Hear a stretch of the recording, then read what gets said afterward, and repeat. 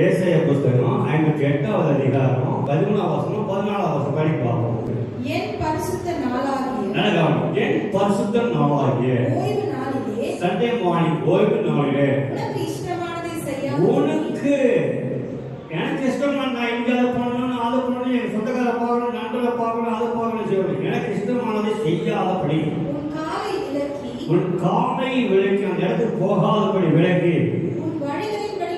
உன்னுடைய அறிவு சொல்றது நான் இன்னைக்கு போகலாம் அங்க போகலாம் இங்க போகலாம் அதை செய்யலாம் என்னுடைய அறிவு சொல்றது நீங்க இதை பண்ணணும் அதை பண்ணணும் சொல்லி அப்படி வெளியே சொல்லணும்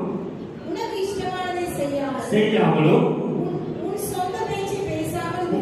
ஊர்க்கதை கிடையாது சொந்த பேச்சு நான் அது பண்ணணும் இது பண்ணணும் வீட்டுக்குள்ள சொந்த பேச்சு கூட பேசாமல் ஓய்வு நாளை மனமகிழ்ச்சிக்கு நாள் என்றும் கர்த்தருடைய பரிசுத்த நாளப்பா அப்படி சொல்லி மகிமையுள்ள நாள் என்றும் சொல்லி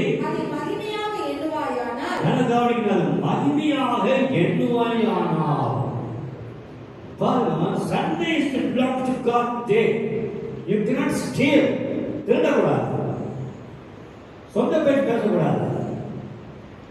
சொந்த காரியம் செய்யக்கூடாது கர்த்தருடைய பேசிட்டே இருப்பாங்க கர்த்தருடைய ஞாயிற்றுக்கிழமை நாள் பேச பேச பேச பேச திங்கட்கிழமை சனிக்கிழமை வரைக்கும் ஒரு தேவைகளை சந்திப்பார் ஞாயிற்றுக்கிழமை நாள்ல சொந்த பேச்சு பேசாம சொந்த வழி நம்ம இங்க போகலாம் சொந்த பேச்சு பேசாம அங்க போகாம அந்த நாள் கர்த்தருடைய நாள் சொல்லி வேதனும் சபையில் நம்ம இருக்க மாட்டாங்களா என்னவாயினால் அப்பொழுது